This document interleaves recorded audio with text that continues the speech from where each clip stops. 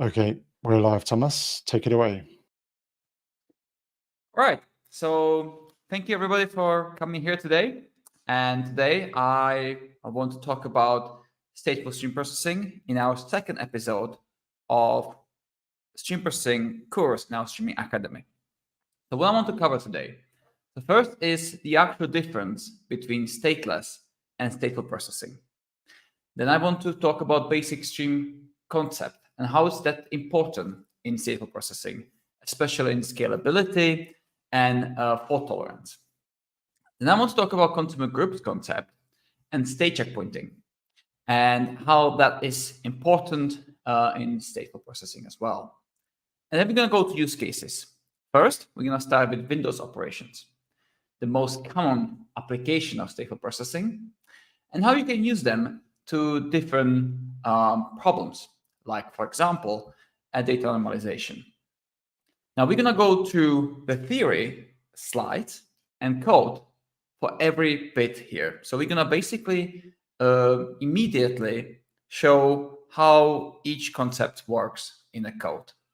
And we're going to use an episode 1 project on a GitHub, which you can find in the description. And don't worry, if you have skipped episode 1, I'm going to start exactly where the episode 1 ended, which is committed in a main branch in an open source repository. Also, this second episode will be committed to the main branch after this ends, so you can carry from there and see what is the result in a code. So for those of you who skipped the first episode, let me just introduce myself quickly. I'm Thomas Neubauer. I'm CTO and co-founder of Quix. And my background is in software engineering. And I have spent my whole career working with real-time data, mostly telemetry data from cars. And my previous job was in F1 racing, where I was responsible for building a telemetry acquisition platform, which was connecting F1 cars telemetry to the cloud and enabling teams to build real-time decision insights to react to data coming from cars immediately. And as we discussed in the previous episode, that was a great stream processing use case. So today we're going to use an open source library, Quix Streams, which you can also check the GitHub repo and give it a star if you're going to like it in description. And this library, and again, I will repeat just the episode 1 quickly here, is a stream processing library in Python to process data in Kafka. It abstracts many concepts that are necessary to build stateful stream processing, which is scalable, reliable, fault tolerant, and it really do a lot of job and a lot of work for you. And today we're gonna kind of go through this concept and use it in the code. So let's start with stateless versus stateful operations. What is the difference? And how we can recognize that this is stateless or stateful operation. So if you remember, stateless processing, we had done it in episode 1. And it is when you looking at the message individually. So each message has no relation to previous message. And as a result, when you process it, you can forget anything about it. It's much easier logic-wise, and it's usually used in changing the schema. So you're converting one message schema to another. You're filtering your data, so maybe you don't need all the columns of your incoming stream, or maybe you're filtering rows, as we did in the previous episode. It's also stateless processing when you're calculating new features, but those features just rely on inline values. If you remember previous episode, we were calculating total amount of accelerometer data applied to the device. And that was just on one row, 1 plus 1 plus 1 column. And then sometimes enrichments are also stateless. So if we go to a whiteboard and remind ourselves a architecture of stateless operation from the previous episode, if you remember, we had a phone application that was sending telemetry data about G-force information, GPS information, etc. And it was sending to a topic. And if you remember, it was quite unstructured, nested JSON, which wasn't that useful for downstream processing. So we had some metadata information here. I'm gonna just zoom.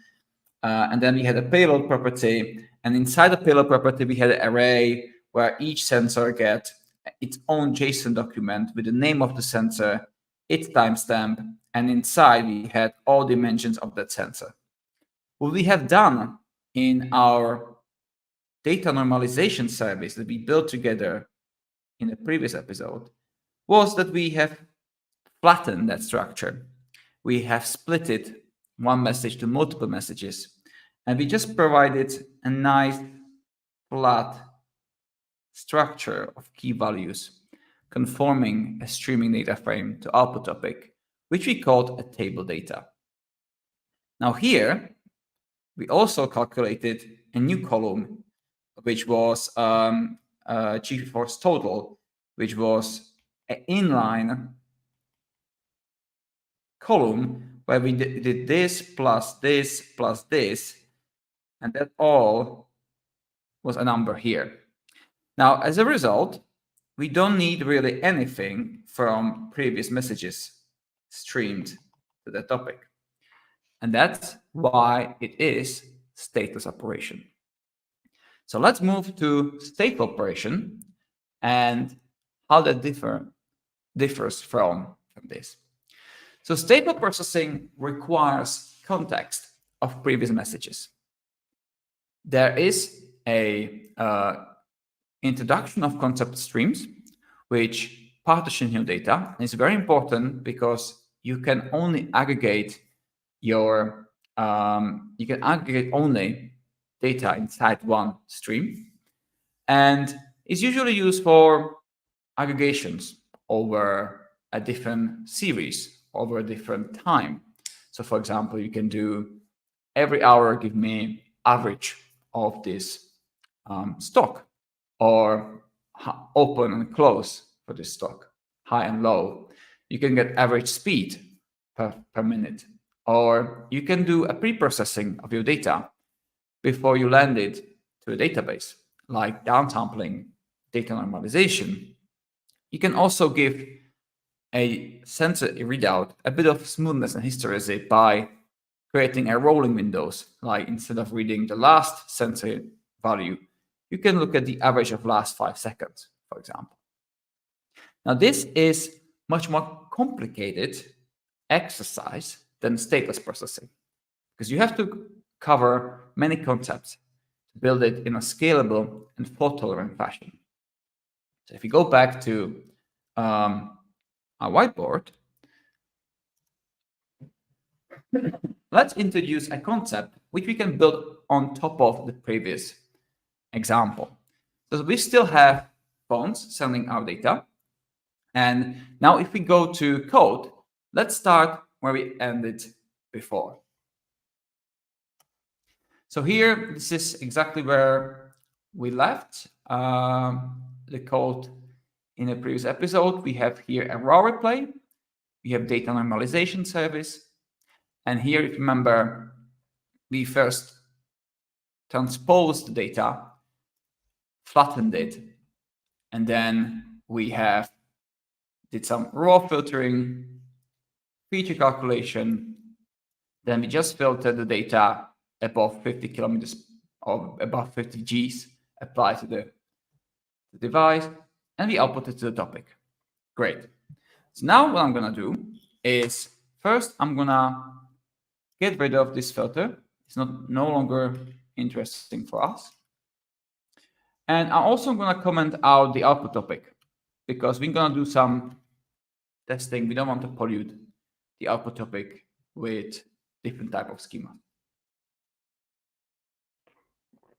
Okay, so let's run this code now.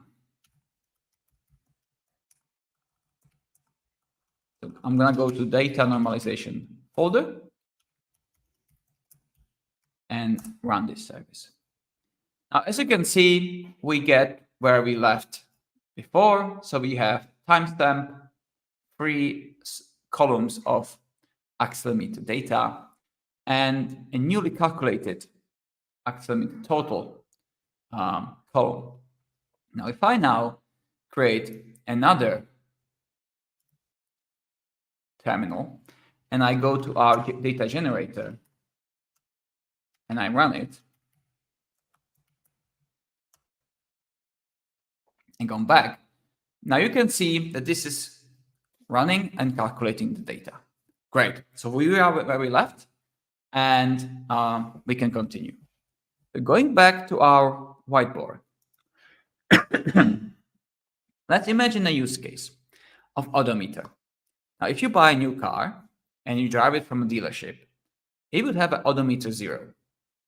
And as you drive it, this number would increase and would increase over the lifespan of the vehicle.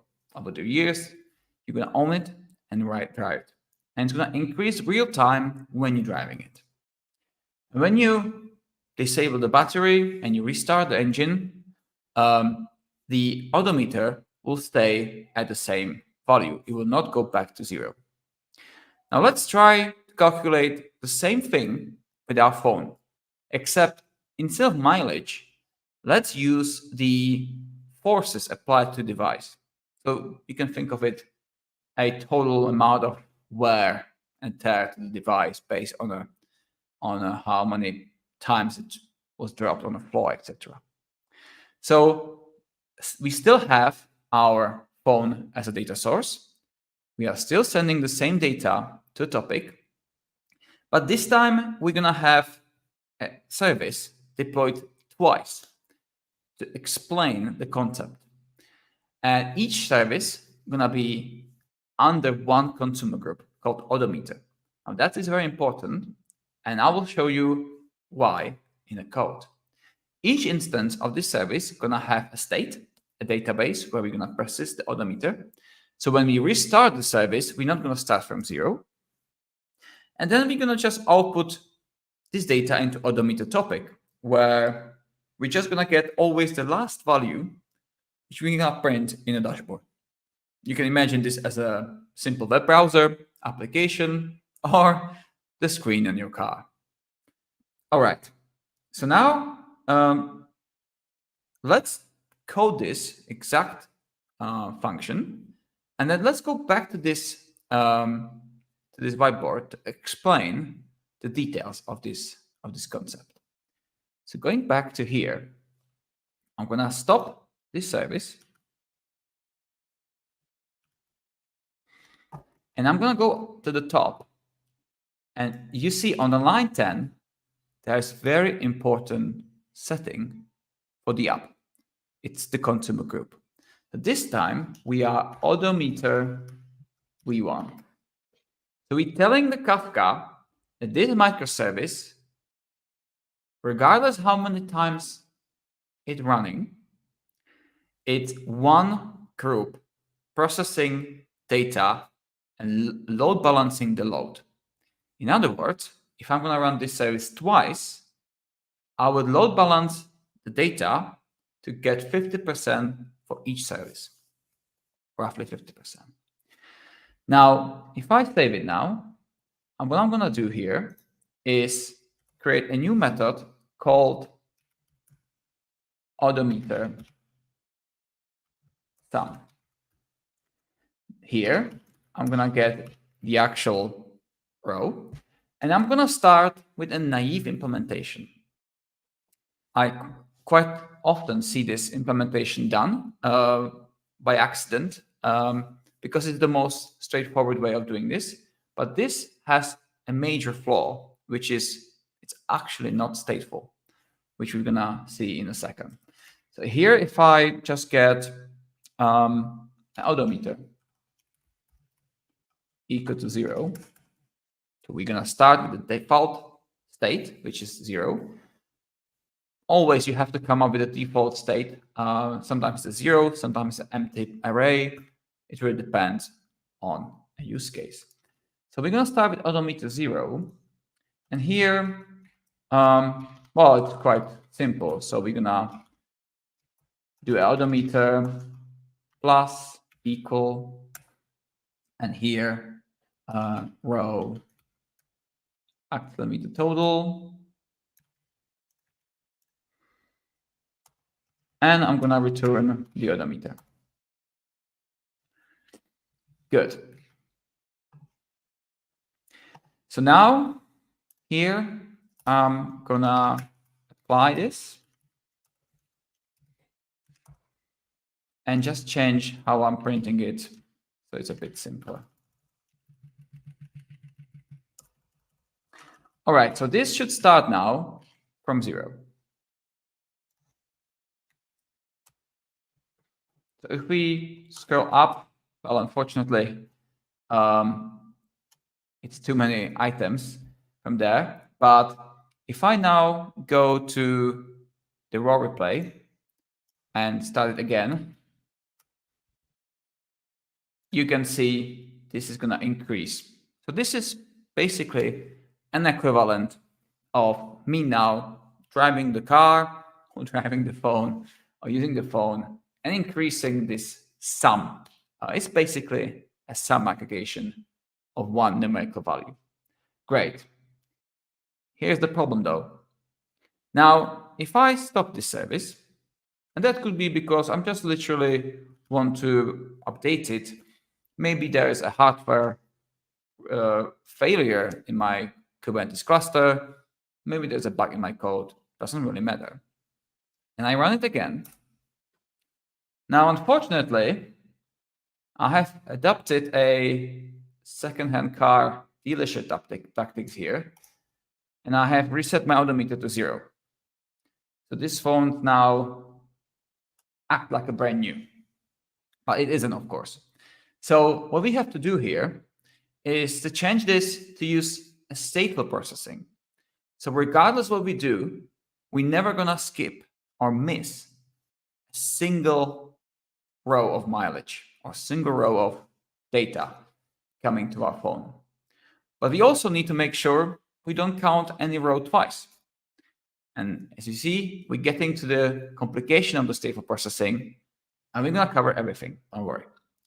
So now let's stop this and let's point with the finger to the problem in this code. And it's this. You see, this is running in memory of this service. Now, if we go to our whiteboard and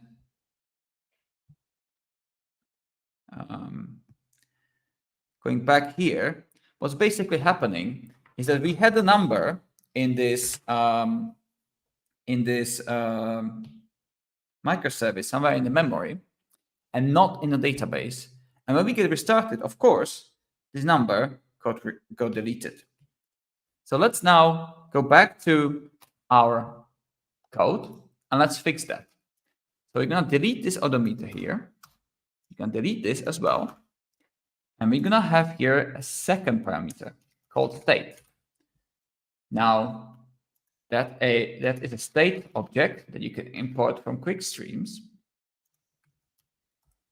And instead of loading it from memory, I'm just going to get odometer from the state. And the default is 0. You always have to come up with the default state. And then I have to set it back. That's that. All right. So now we are done. Let's try this again. Let's create a new consumer group to start data processing from the beginning of the topic. This is a concept we're gonna discuss today, just with the basic concept.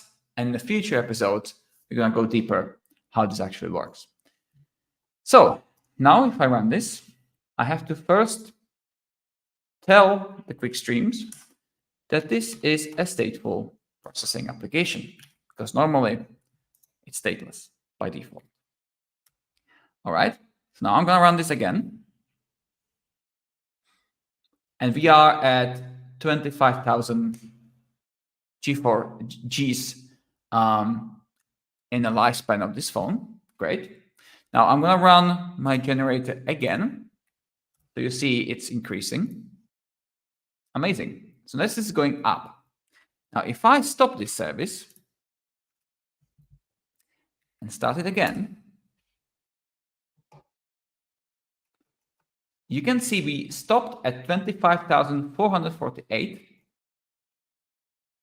and we start at the same number plus the difference between the rows. So it works. You can also observe here a state folder in your temporary files, which is basically a RockDB database persisting that state. Now, this is how you convert stateful processing to stateful processing with Quix streams library. As you can see, it's very easy. But actually, under the hood, it's not so easy.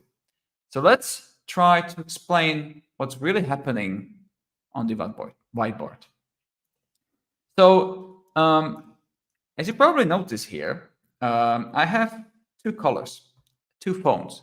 That's because I want to explain to you how the streams concept played a role in this whole concept. So one phone, phone A, is a blue stream, and it's driven by message key.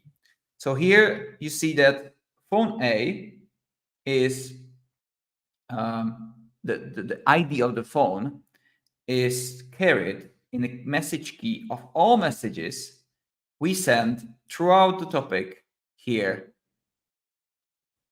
And they, as a result, forms the stream. That's a very important concept. And you might want to change the key based on what base you partition your data and confirm the streams. And we're going to do that in a future episode. And the phone B is a different device and it's sending data to red stream.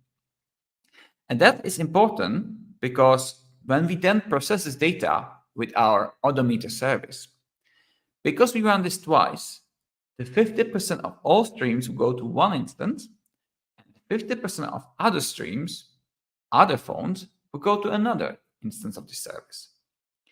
And as a result, we have to keep our aggregations inside the stream. Now, our odometer is fine because we're doing an odometer of one stream. But let's say you want to do an odometer per manufacturer of the phone. You want to get an odometer of all Apple devices and all Samsung devices. Well, that would be a problem because some Apple devices will be on a top service and some Apple devices will be on bottom service. And then they will be just racing between each other in producing the messages to an output topic. And that is why you can't do that. And you first need to change how you partition your data and how you build the streams. So this is the check you have to make sure you do. And in a future episode, I'm going to show you how you can change it when it's not following the rules. So here, if we zoom into our messages, we're getting in a stream from phone A different values of our GeForce data. So we have number 1, number 3, number 2, and number 0.5 coming from the topic. And then here, this is just an offset of these messages. You can think of them as an index of array in just a numeric array. All right, so what we're going to do is we're going to subscribe to this topic with our service odometer, and we're going to read the first message. So this first message is 1, and because this is first message in a stream, we're going to use the empty state, which is a 0, plus 1 is equal 1. So that means we're going to produce an output message with odometer 1 and offset 0, which means that our dashboard will just print 1G. Great. Now you might be tempted now to persist this number to the database. But if you do that, if you persist the state for every message, you're going to waste a lot of time and resources on a lot of I/O operations. And we don't want to do that. So we're going to keep this memory, this state in memory, and we're going to continue. And we have a message with the number 3. So let's do that. 1 plus 3 equals 4. Okay, so we're going to produce another message here with odometer 4. And as a result, our dashboard will change from 1 to 4. Great. Now, at this point, I might be not happy with living on the edge of not persisting my state. In reality, it's by default, every 5 seconds, there's a checkpoint. But you can configure how long it takes between the checkpoints.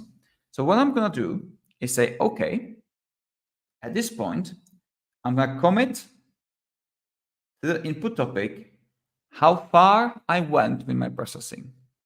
In other words, I'm saying to Kafka, this is done, this is done. I also persist that the phone A state is 4. And I no longer need this in memory. And I would just keep a number 4 here. Great. And I can continue now. So I go to the third message, which is 2, and I do 4.2 equals 6, which will lead to a message 6 here. And now imagine that something happened bad in Kubernetes when these services are running. And my service got evicted, restarted. Something I ran out of memory. Something which will not let QuickStream library to gracefully shut down, which is the default behavior where you're doing a normal restarts like updating your code, etc. And you have time to persist the state. So here, because we had interruption in our processing, we have lost this state. And we actually don't know that we have processed the third message. The only thing that left when we load this service again, second time, is this state, because the state is persisted outside of the container in S3 or Azure files based on your cloud provider. So now what we're going to do, we're going to load the state from database. And Kafka will serve us the first message after our last checkpoint, which is again this message. Okay? Now, so we're going to do 4 plus 2 equals 6. And we're going to overproduce this message here because we don't know. We have already produced this message. Now, that's fine because eventually the dashboard will be updated to the right number. And because we have not over accumulated the state, it's still the right number for each message. Now, this is what it's called at least guarantee of delivery. So you saying each message will be delivered at least once, but it could be delivered more times. And for some use cases, that's fine. But for some, it isn't. Let's imagine, but this is a payment gateway for transactions. You don't want to send one transaction twice. At that point, you need exactly once processing, which is a bit more complicated, and we're going to cover in a future episode. Okay, so this is how you recover the state in stateful processing architecture. There's more to it. There are changelog topics supported by quick streams, again, for future. But this is the basics, how you use topic offsets and database to do at least once stateful stream processing. So going back to our code, I want to show you how this works with the streams concept. because until now we had just one stream. And let me show you the code in the data generator that we have built in episode 1. Now, in this line, where we're producing messages to topic, the last parameter is a message key. If I show you here, the key is demo stream JSON. Now, let's change this code a bit to help us to demonstrate how this whole concept works.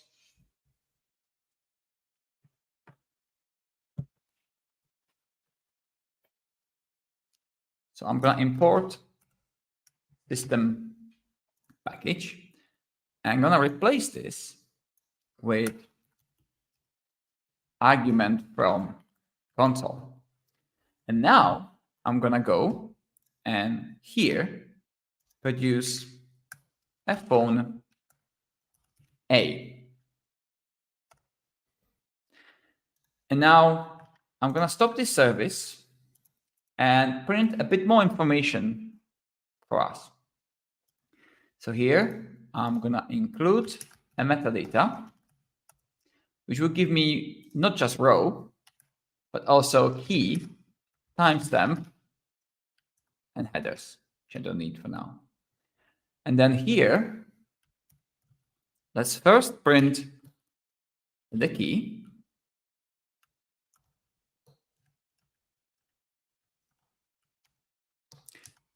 Dash the actual meter.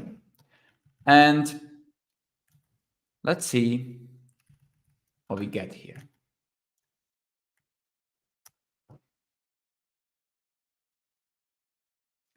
I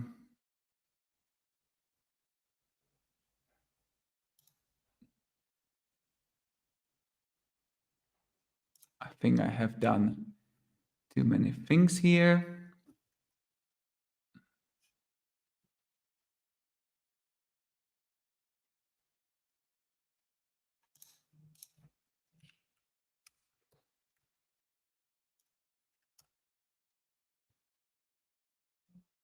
Good. So now you see that the phone A is working and we have that stream calculated. But let's go to our producer and let's split it to create a phone B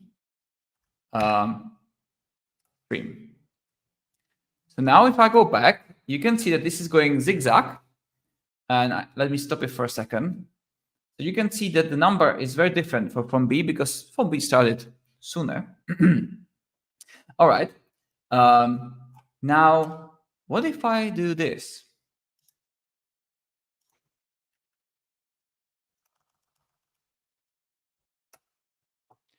I run this service twice, as I did in a whiteboard.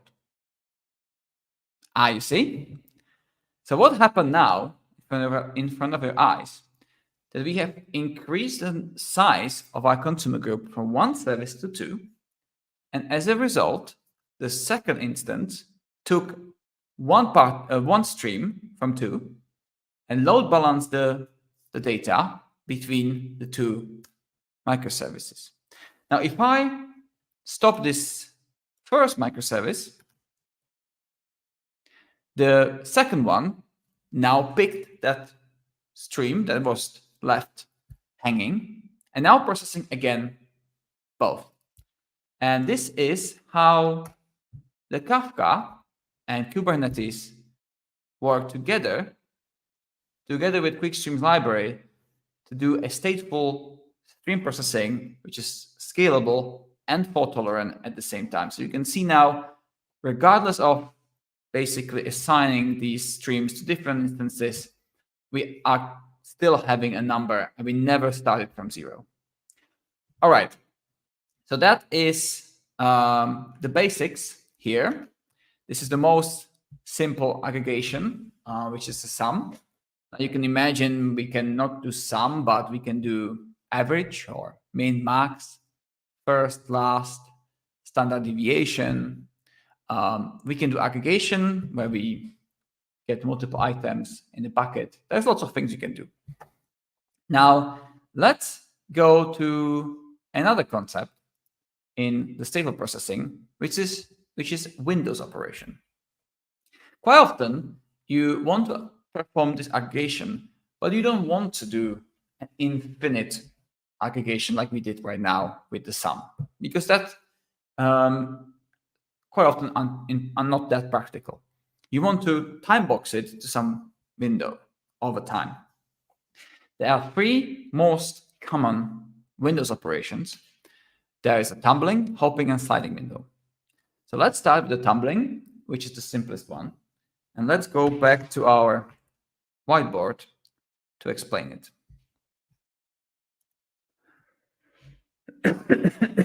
I'm sorry. Okay, so imagine the same value that we have processed for our odometer. And let's this time calculate an average per 4 seconds. So every 4 seconds, we're going to calculate one number, which will represent 4 seconds of a time. So you can think of it as, if we go to this graph, that this is a 0. We have started here. And although you are looking now at a graph of data during the 6 seconds, you actually need to understand that this is something that evolved, unfolded as the streaming started. So at a certain point, you became here, and then you're getting every 500 milliseconds these data points. Okay?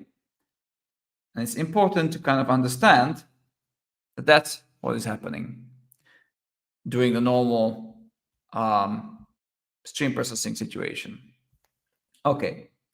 So now what we want to do is reduce the granularity of this stream to get at one number every 4 seconds.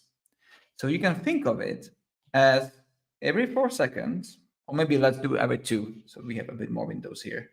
So every 2 seconds, we're gonna create a window which would make this as a first window, this as a second window, and this as a third window. And as the time will flies, we will get every 2 seconds a new window. That means that as the situation unfolds, we're going to get to the first window, we're going to receive this message, this message, this message, this message. And the moment we receive this message, we cross the boundary of a next window, and we close the first window and send this aggregate.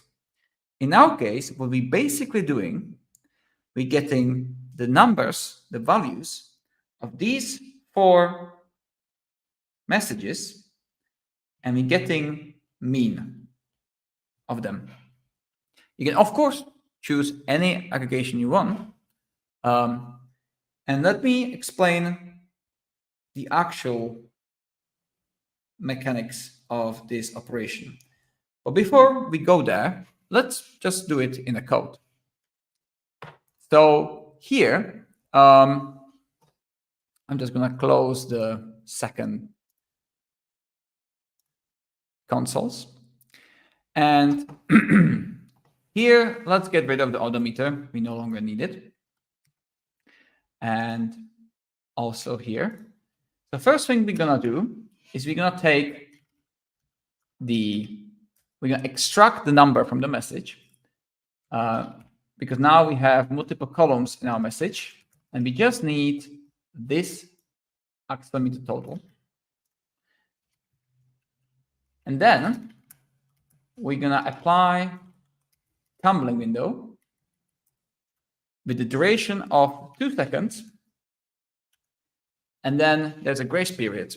A bit about that later, but you just need to know that this is a number where you can define how long you want to wait for data to land in the window, because sometimes some of the data sources might be on a slower connection and might take them longer to arrive to the service.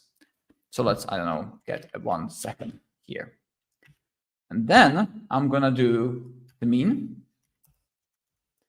And then I'm only interested in emitting the number when the window is closed. That's why I need to use finite. Now, sometimes you might be interested in intermediate calculations of this window, but we are not today. So now if I save it, I'm also gonna update this, maybe not yet. So let's run this code now.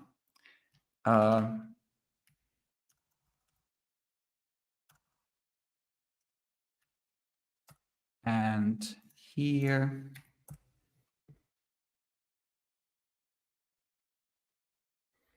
now what we see is that the phone A, every 2 seconds, there is a one line, one message. And that message represents an average over the 2 seconds period. Now we can also do a following change to make it a bit more readable.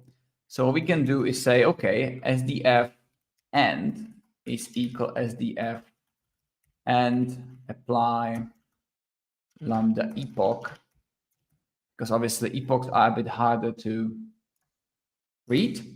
So from data time, import data time, and here in a millisecond, so we have to divide it by 1000. That's in a Kafka word, everything is like that. And start.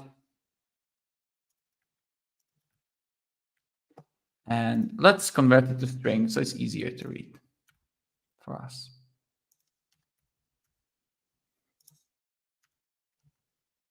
Okay, so now if we run this, we're gonna see the windows are basically doing exactly that 2 second jumps that we have in our whiteboard. Now, of course, we still carry all the responsibilities of the previous example. So if we restart the service in the middle of the window, we don't really want to lose the value of that window. So it's the same problem, except now every window is sort of independent of the previous one. Okay, so now you might be asking, what if I want to do something else than mean? What if I want to build my own calculation, my own function that Quix streams don't support? Well, this is where a reduction and aggregation concepts come to the place. So let's stop this code and let's go back to our whiteboard here. And let's go through what is a mathematical reduction in an example average. So it's quite simple to do an average over static data when you have them in Excel sheet or just in an array. But when you try to do the same with unbounded data as they flow into your microservice, you need to use a different concept for even such a common aggregation like mean. So let's do that together. So here on epsilon, you see there is a numerical number representing in G's. And on the right, there's a time. So as we receive the first message, it's going to be in our state. We're going to get a window that starts at 0 and go to 2 seconds time interval. And inside that, we're going to get two values. We're going to reduce the items in this window to two values, sum and count, because that's two information you need to perform mean reduction. So here we have a number 0 and count 1. Then we go to second message, which contains a value 1. So 0 plus 1 is plus 1. This is going to be equal to, so count is equal to, sum is equal to 1. And then we go further and we have message with the value 3. So that's going to be 1 plus 3 is 4, 2 plus 1 is 3. And then the last message, it's 0 again. So 3 plus 1 is 4, and 4 plus 0 is 4. So as a result, we have sum 4, count 4 as well. So the average is going to be 4 divided by 4 equal to 1. And this is how the reduction is performed as the time flies out. So we never really need to hold all the numbers in the window. And this is very important because you might get a window which is an hour long, which contains hundreds of thousands of rows. If you would not do this with the reduction but aggregation, where you keep all the rows, you will basically have quite a huge memory footprint and a state footprint as well. But here we always just keep 2 numerical numbers, regardless how big the window is. That's why understanding the mathematical reduction here is so important. Okay, so now going back to the code, let's build exactly that code in our Visual Studio Code. So here, I'm gonna create 2 functions. One is called mean reduction, where we have the accumulated stuff. We can maybe call it the window. And then we have the new row, which in our case is just a value. And inside the window, we have the sum. And we have the count. So we're doing exactly the same that we were doing in that whiteboard on the right. And we just return the window. And then we have to kind of initialize the state when we get a first item in our window. So let's create mean init. And if that's the case, we're going to return here sum equal to value and count equal to 1. So that's basically the state of the window after first item in it. And then here, I'm going to replace the mean with a custom reduce when I will do a mean reduction, mean init. Okay, let's run this code and see the results.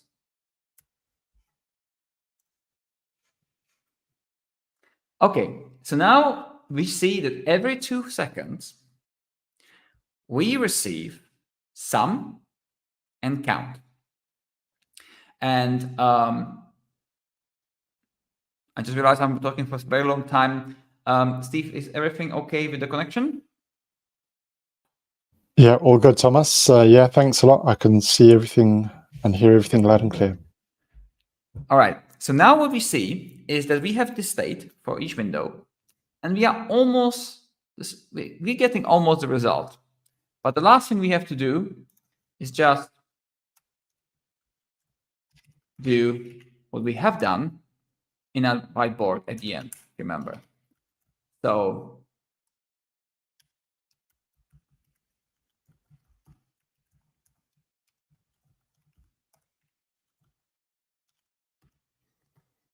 that's it. Now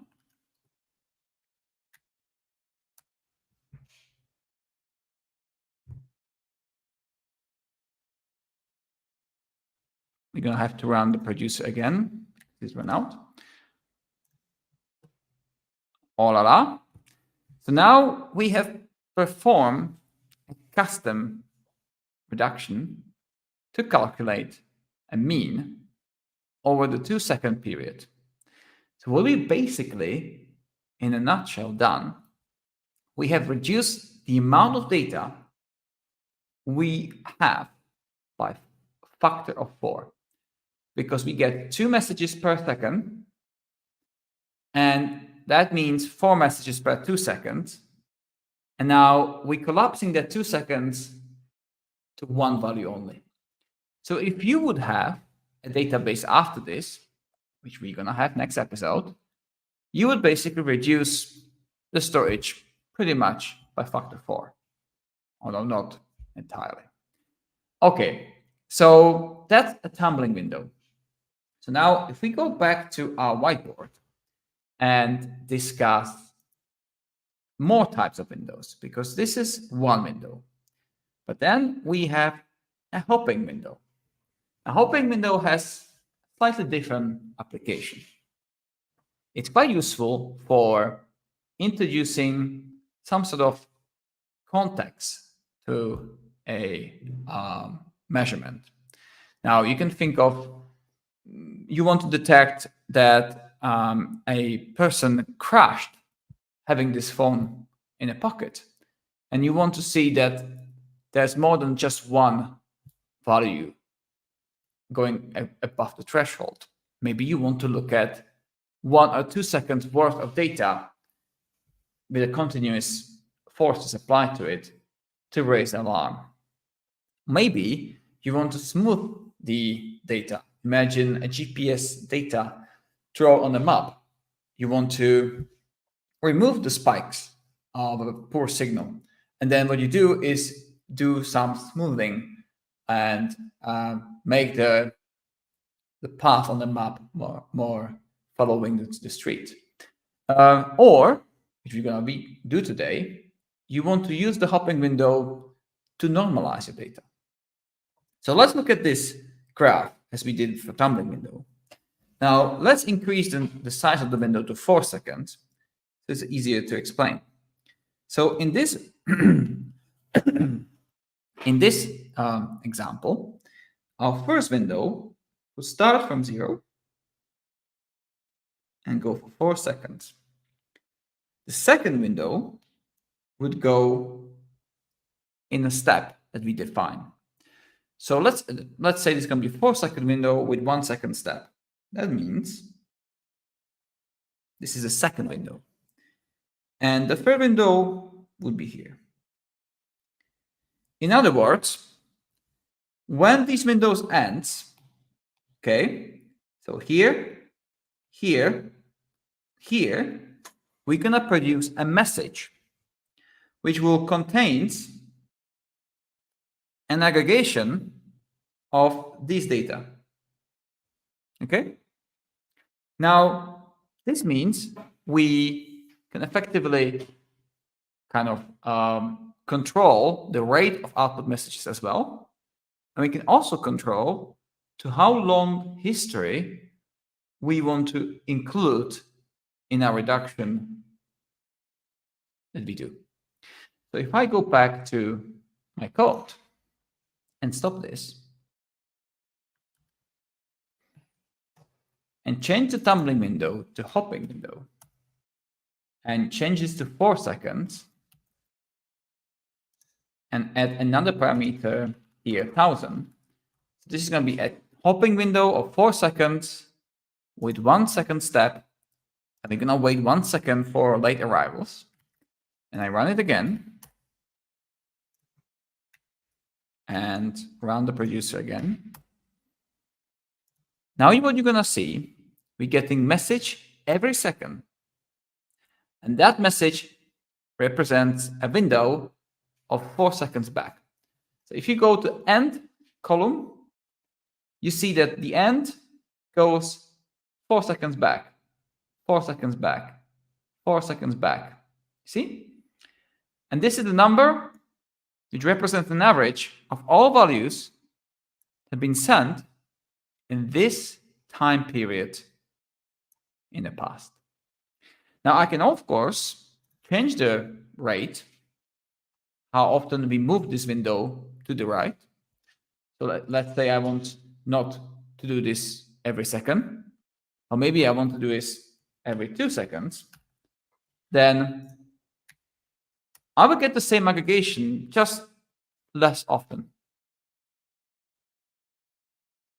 You see?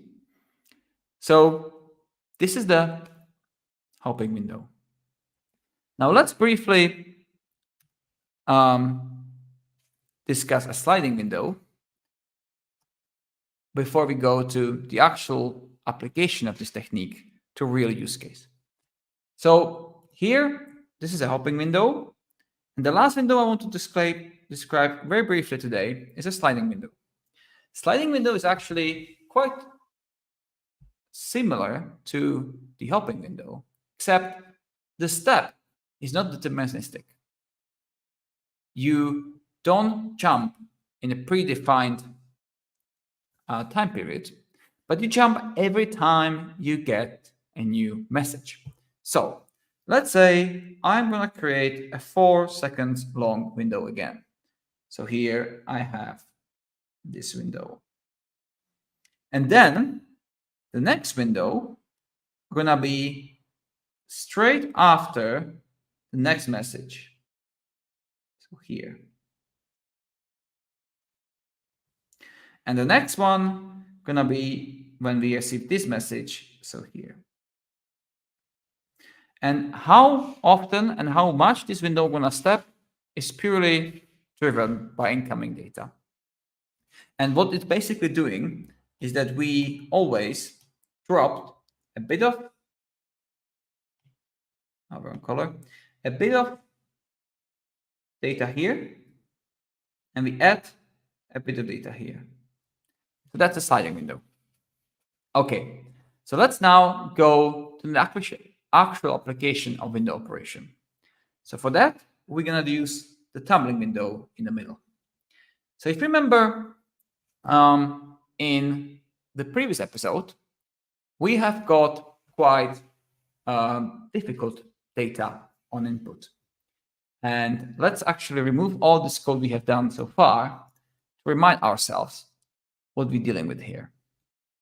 So no reduction,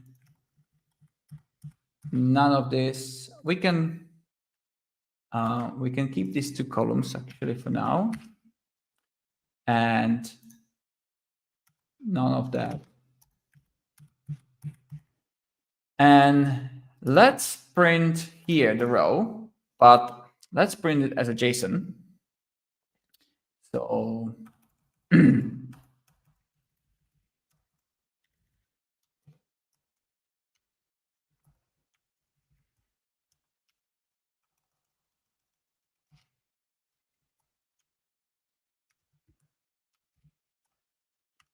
a bit easier to read. All right. So now if we go and increase this terminal, you see that one message contains GPS, one message contains accelerometer, one message contains calibrate accelerometer. Well, that's not very useful when you're trying to, let's say, create a crash alert, which is going to reference the accelerometer data and where the crash happens using the location, longitude, and longitude. You will make the job of the downstream service quite a nightmare. So what we're going to do today is that we're going to use hopping window to union these columns into one filled streaming data frame. Let's go to whiteboard to explain what that actually means. So if you convert these JSONs into what we have discussed last episode, which is a streaming data frame, where basically the first column is a timestamp, and then we have different properties of the JSON as columns of this table. And then you can look at this table as a virtual table where rows getting appended over the time. And each row represents one message. In reality, there's multiple rows in each message, but basically as the message is coming in, we're appending rows to the table. And this is how the situation looks in that representation. We're getting time and different columns, different sensors come in zigzag.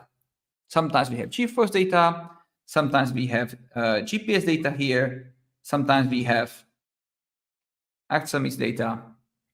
Not really useful. But you can look at this table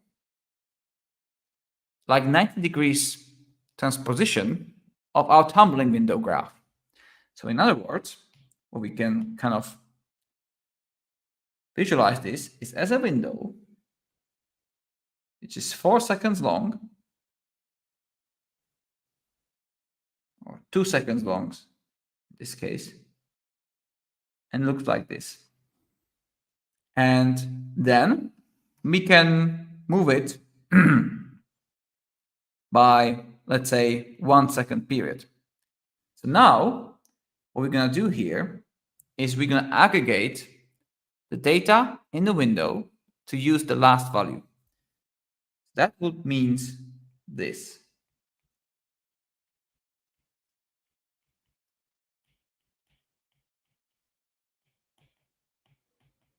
Now you're asking, what is this? Well, basically, I'm filling the last value of each sensor for each row. So let's do that in our code. So here, first,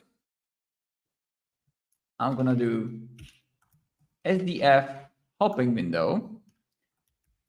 Now let's use a bit more time here. Let's use the 10 seconds. So our windows is a bit longer because it might take longer to get the GPS data. And let's produce 1 row per second. And let's wait 1 second for late arrivals. And let's do a reduction. So here we have the window and the new row.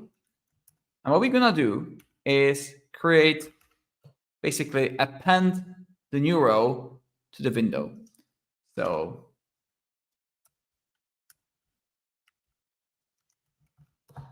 something like that. This is a bit of a Python syntax sugar here, but you can imagine I'm get the window, and then for each key in a row, I set that key into the window. And then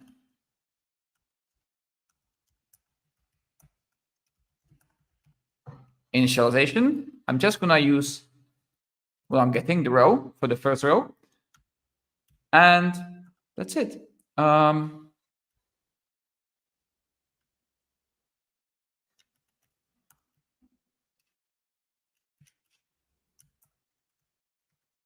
Let's run it.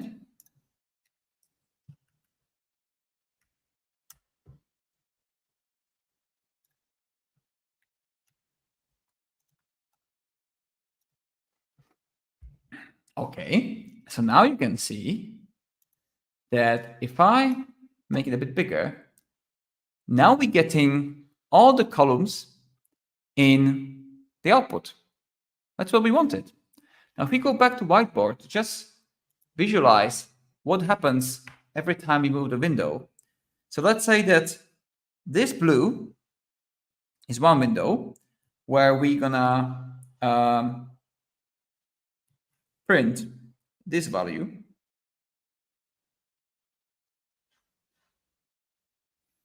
And then we're gonna move to red window, which is gonna be here.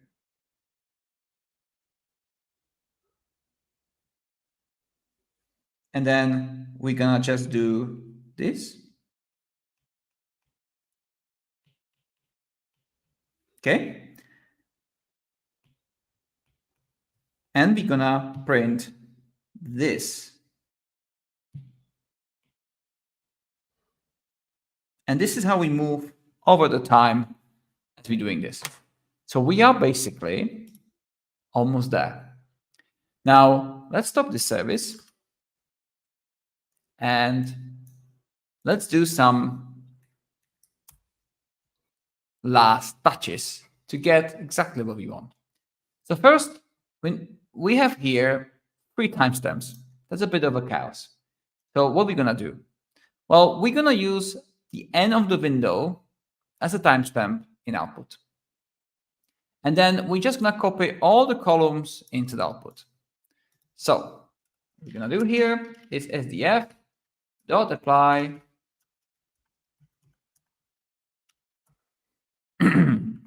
and first we're gonna just get the value expanded and lambda, and then the time is actually gonna coming from the end. Yeah, that's it. Oh, nice. So that's working, as you can see here.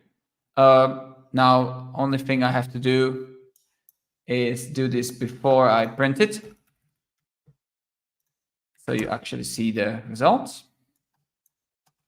Okay, so now we get a streaming data frame, flattened columns coming with the timestamps as we wanted to achieve for a better downstream processing and downstream syncing to database. All right, so now what we can do is going here and address these columns like they are in the static data frame. So we can say, okay, give me only the rows where we have the location,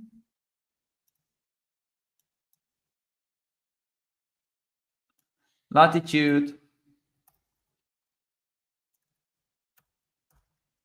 and we have also location kilometer X. No, sorry, just that. And then maybe we can just get these two columns. So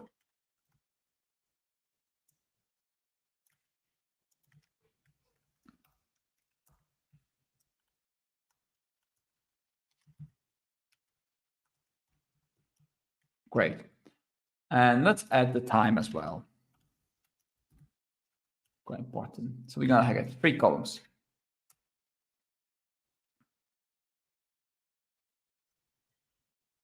And again, we have to do that before we print it.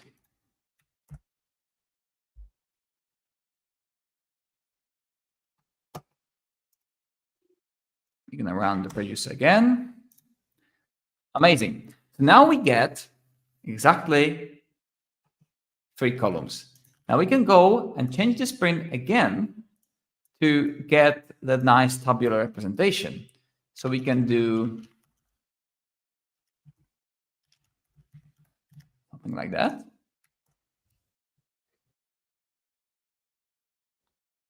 Oh la la. And so now what we'll be getting is 1 hertz output. In other words, 1 message, 1 row per second. And in each column, we're getting a sensor data coming in a completely different timestamps in a completely different time in input topic. And yet now we can rely on these 2 columns. And now we can actually process it stateless.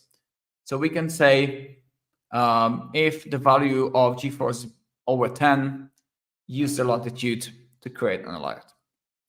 So this is how you can use hopping window for data normalization. So hopefully it made sense and you kind of like the explanation. Now everything I did gonna be in the GitHub soon after this episode. So you can go and check the commits and follow this video at your pace and build this stateful stream processing pipeline in your local environment. Now stay tuned. There is going to be this 3rd episode of this course where we're going to take this project and we're going to make further services and further processing. We're going to sync the database, the data into database. We're going to explain the concept of time series database and how to use it. We're going to use concretely an influx database as our thing. And we're going to do some data downsampling before we land data into this database. So stay tuned. If you have any questions, ask us our community Slack or directly in the GitHub. And give us a star on the QuickStream's library if you like it. Thank you very much.